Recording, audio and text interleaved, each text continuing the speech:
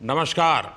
तो सबसे पहले तो ये बताइए, वहाँ सब कुशल मंगल है? आपकी तबीयत ठीक है? जी प्रधानमंत्री जी, बहुत बहुत धन्यवाद। अ, आपकी विशेष का और 140 करोड़ मेरे देशवासियों की विशेष का मैं यहाँ बिल्कुल ठीक हूँ, सुरक्षित हूँ। आप सबके आशीर्वाद और प्यार की वजह से बहुत अच्छा लग रहा है। बहुत नया एक्सपीरियंस है ये।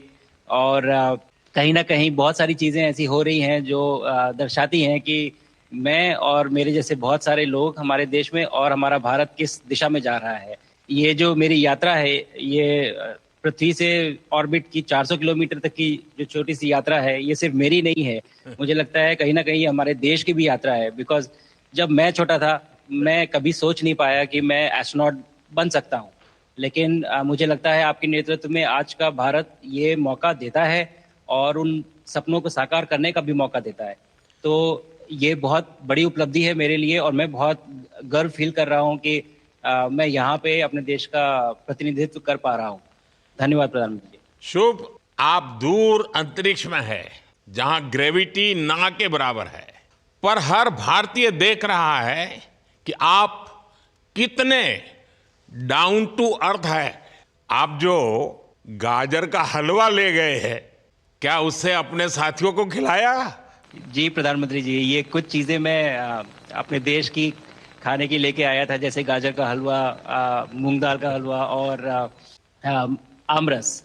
और मैं चाहता था कि ये बाकी भी जो मेरे साथी हैं, बाकी देशों से जो आए हैं, वो भी इसका स्वाद लें और चखें। जो भारत का जो रिच कलिनरी हमारा जो हेरिटेज है, उसके उसका एक्सपीरियंस लें।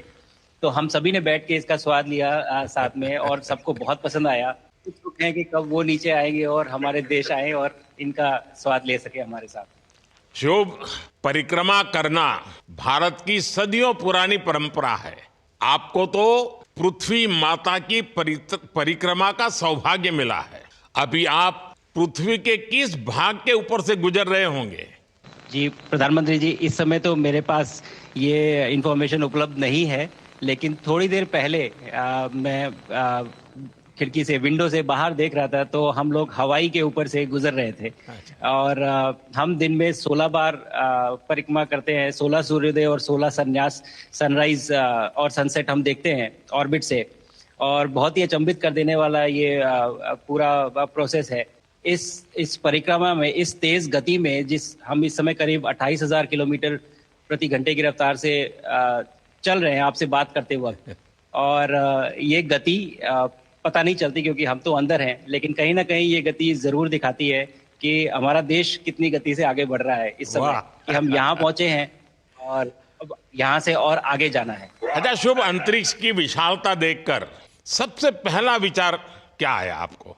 प्रधानमंत्री जी, सच में बोलूं तो जब पहली बार हम लोग ऑर्बिट में पहुंचे, अंतरिक्ष में पहुंचे, तो पहला जो व्यू था वो पृथ्वी का था। और पृथ्वी को बाहर से देख के जो पहला ख्याल और पहला जो थॉट मन में आया वो ये था कि पृथ्वी बिल्कुल एक दिखती है। मतलब बाहर से कोई सीमा रेखा नहीं दिखाई देती, कोई बॉर्डर नहीं दिखाई देता। और दूसरी चीज जो बहुत नोटिसेबल थी, जब पहली बार भारत को देखा, तो हम मैप पे पढ़ते हैं भारत को, हम देखते हैं बाकी देशों का आकार कितना बड़ा है, हमारा आकार कैसा है, वो मैप पे देखते हैं। लेकिन वो सही नहीं होता, क्योंकि वो एक हम 3D ऑब्जेक्ट को 2D यानी पेपर पे हम उतारते हैं। भारत सच में बहुत भव्य दिखता है, बहुत बड़ा दिखता है। जितना हम मैप पे देखते हैं उससे कहीं ज्यादा बड़ा। और जो वननेस की फीलिंग है, पृथ्वी की वननेस की फीलिंग है, जो हमारा भी मोटो है कि अनेकता में एकता, वो बिल्कुल उसका महत्व ऐसा समझ में आता है बाहर से देखने में कि लगता है कि कोई बॉर्डर एग्जिस्ट ही नहीं करता, कोई राज्य नहीं एग्जिस्ट करता, कंट्रीज नहीं एग्जिस्ट करती। फाइनली हम सब ह्यूमैनिटी का पार्ट है और अर्थ हमारा एक घर है और हम सब के सब उसके सिटीजन्स हैं। शुभांशु, स्पेस स्टेशन पर जाने वाले आप पहले भारतीय हैं। आपने जबरदस्त मेहनत की है, लंबी ट्रेनिंग करके गए हैं। अब आप रियल सिचुएशन में हैं, सच में अंतरिक्ष में हैं। वहाँ की परिस्थितियाँ कितनी अलग हैं, कैसे एडप्ट कर रहे हैं? यहाँ पे तो सब कुछ ही अलग है प्रधानमंत्री जी। ट्रेनिंग की हमने पिछले पूरे एक साल में। सारे सिस्टम्स के बारे में मुझे पता था, सारे प्रोसेस के बारे में मुझे पता था, एक्सपेरिमेंट्स के बारे में मुझे पता था। लेकिन यहाँ आते ही सडनली सब चेंज हो गया।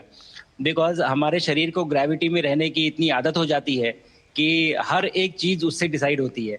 पर यहाँ आने के बाद चूंकि ग्रेविटी माइक्रो ग्रेविटी है, एब्सेंट है, तो छोटी छोटी चीजें भी बहुत मुश्किल हो जाती हैं।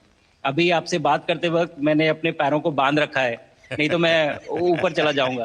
और माइक पे भी जैसे छोटी छोटी चीजें हैं, अगर इसको छोड़ भी दूं तो भी ये ऐसे फ्लोट करता रहता है। पानी पीना, पैदल चलना, सोना, सोना बहुत बड़ा चैलेंज है। आप छत पे सो सकते हैं, आप दीवारों पे सो सकते हैं, आप जमीन पे सो सकते हैं। तो पता सब कुछ होता है प्रधानमंत्री जी, ट्रेनिंग अच्छी है, लेकिन वातावरण चेंज होता है तो थोड़ा सा यूज टू होने में 1-2 दिन लगते हैं, बट फिर ठीक हो शुभ जाता है, भारत normal की हो जाता है। ताकत साइंस और स्पिरिचुअलिटी दोनों है। आप अंतरिक्ष यात्रा पर हैं, लेकिन भारत की यात्रा भी चल रही होगी। भीतर में भारत दौड़ता होगा। क्या उस माहौल में मेडिटेशन और माइंडफुलनेस का लाभ भी मिलता है क्या? अ, जी प्रधानमंत्री जी, मैं बिल्कुल सहमत हूँ। मैं कहीं ना कहीं ये मानता हूँ कि भारत ऑलरेडी दौड़ रहा है, और ये मिशन तो केवल एक पहली सीढ़ी है उस एक बड़ी दौड़ का। और हम जरूर आगे पहुंच रहे हैं, और अंतरिक्ष में हमारे खुद के स्टेशन भी होंगे और बहुत सारे लोग पहुंचेंगे। और माइंडफुलनेस का भी बहुत फर्क पड़ता है। बहुत सारी सिचुएशंस ऐसी होती हैं नॉर्मल ट्रेनिंग के दौरान भी या फिर लॉन्च के दौरान भी, जो बहुत स्ट्रेसफुल होती हैं। और माइंडफुलनेस से आप अपने आप को उन सिचुएशंस में शांत रख पाते हैं, और काम अपने आप को काम रखते हैं, अपने आप को शांत रखते हैं, तो आप अच्छे डिसीजन ले पाते हैं। कहते हैं कि दौड़ते हुए भोजन कोई भी नहीं कर सकता, तो जितना आप शांत रहेंगे उतना ही अच्छे से आप डिसीजन ले पाएंगे। तो आई थिंक माइंडफुलनेस का बहुत इंपॉर्टेंट रोल होता है इन चीज़ों में। तो दोनों चीज़ें अगर साथ में प्रैक्टिस की जाएं तो ऐसे एक चैलेंजिंग एनवायरनमेंट में या चैलेंजिंग वातावरण में मुझे लगता है ये बहुत ही यूजफुल होंगी, और बहुत जल्दी लोगों को अडेप्ट करने में मदद करेंगी। आप अंतरिक्ष में कई एक्सपेरिमेंट कर रहे हैं। क्या कोई ऐसा एक्सपेरिमेंट है जो आने वाले समय में एग्रीकल्चर या हेल्थ सेक्टर को फायदा पहुंचाएगा?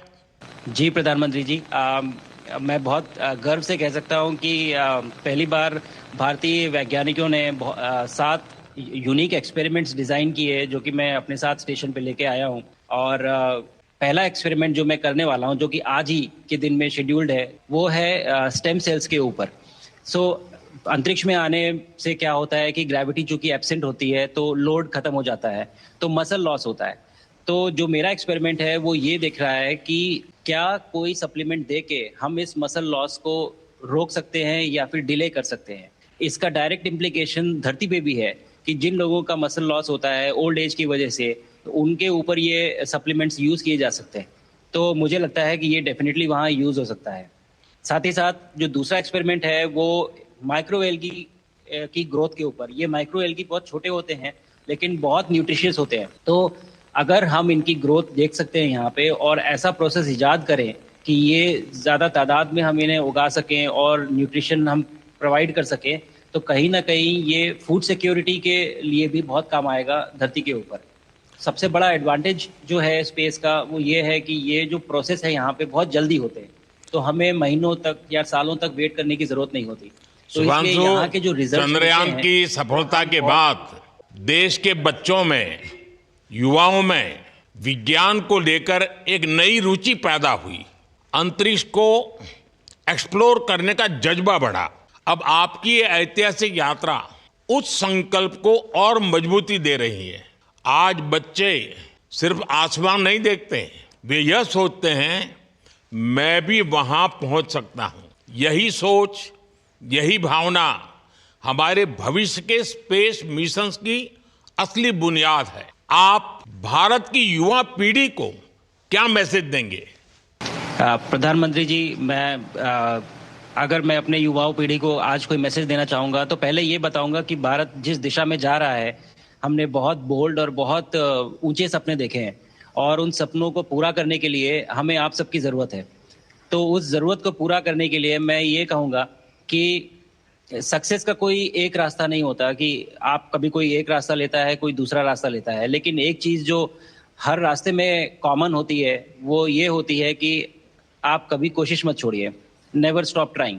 अगर आपने ये मूल मंत्र अपना लिया कि आप किसी भी रास्ते पे हो, कहीं पे भी हो, लेकिन आप कभी गिव अप नहीं करेंगे, तो सक्सेस चाहे आज आए या कल आए, पर आएगी जरूर। मुझे पक्का अगर छोटे विश्वास शब्दों है में कि आपकी ये बातें देना है तो मैं कहूँ देश के युवाओं को बहुत ही अच्छी लगेगी।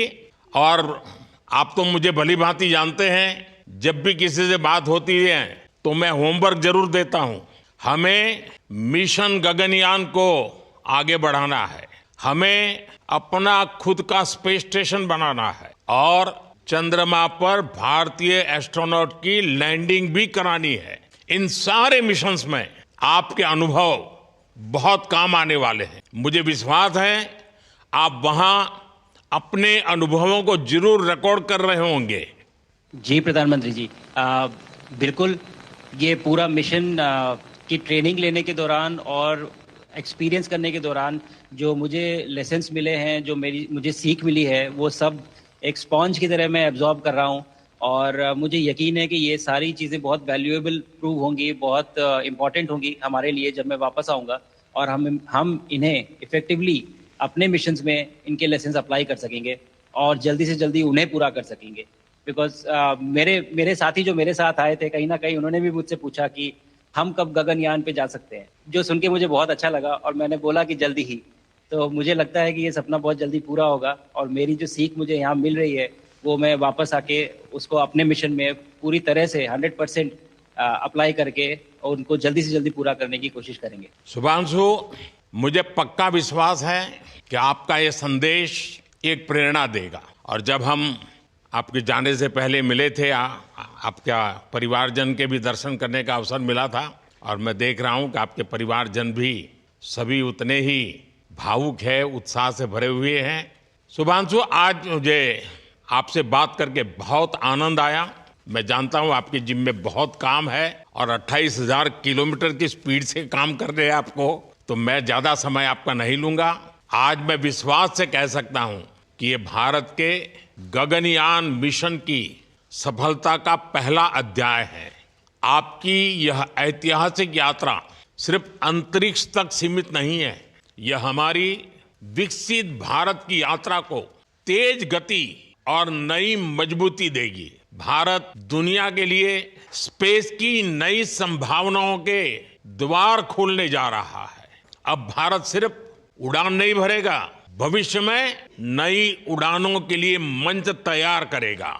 मैं चाहता हूं, कुछ और भी सुनने की इच्छा है आपके मन में, क्योंकि मैं सवाल नहीं पूछना चाहता, आपके मन में जो भाव है अगर वो आप प्रकट करेंगे, देशवासी सुनेंगे, देश की युवा पीढ़ी सुनेगी, तो मैं भी खुद बहुत आतुर हूं कुछ और बातें आपसे सुनने के लिए। धन्यवाद प्रधानमंत्री जी। यहाँ ये पूरी जर्नी जो है, ये अंतरिक्ष तक आने की और यहाँ ट्रेनिंग की और यहाँ तक पहुँचने की, इसमें बहुत कुछ सीखा है प्रधानमंत्री जी मैंने। लेकिन यहाँ पहुँचने के बाद मुझे पर्सनल एकम्प्लिशमेंट तो एक है ही, लेकिन कहीं ना कहीं मुझे ये लगता है कि ये हमारे देश के लिए एक बहुत बड़ा कलेक्टिव अचीवमेंट है। और मैं हर एक बच्चे को जो ये देख रहा है, हर एक युवा को जो ये देख रहा है, एक मैसेज देना चाहता हूँ, और वो ये है कि अगर आप कोशिश करते हैं और आप अपना भविष्य बनाते हैं अच्छे से, तो आपका भविष्य अच्छा बनेगा और हमारे देश का भविष्य अच्छा बनेगा। और केवल एक बात अपने मन में रखिए, that sky is never the limit, ना आपके लिए, ना मेरे लिए और ना भारत के लिए। और ये बात हमेशा अगर आपने मन में रखी तो आप आगे बढ़ेंगे, आप अपना भविष्य उजागर करेंगे और आप हमारे देश का भविष्य उजागर करेंगे। और बस मेरा यही मैसेज है प्रधानमंत्री जी। और मैं बहुत ही भावुक और बहुत ही खुश हूँ कि मुझे मौका मिला आज आपसे बात करने का और आपके थ्रू 140 करोड़ देशवासियों से बात करने का। जो ये देख पा रहे हैं, ये जो तिरंगा आप मेरे पीछे देख रहे हैं, ये यहाँ नहीं था।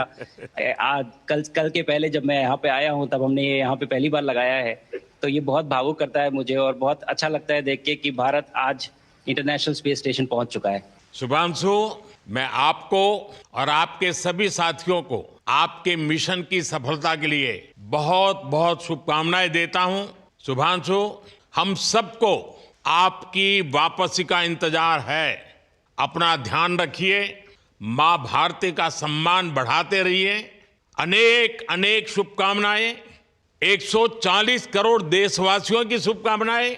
और आपको इस कठोर परिश्रम करके इस ऊंचाई तक पहुंचने के लिए बहुत बहुत धन्यवाद देता हूं। भारत माता की जय। धन्यवाद प्रधानमंत्री जी, धन्यवाद। और सारे 140 करोड़ देशवासियों को धन्यवाद। और स्पेस से सबके लिए भारत माता की जय।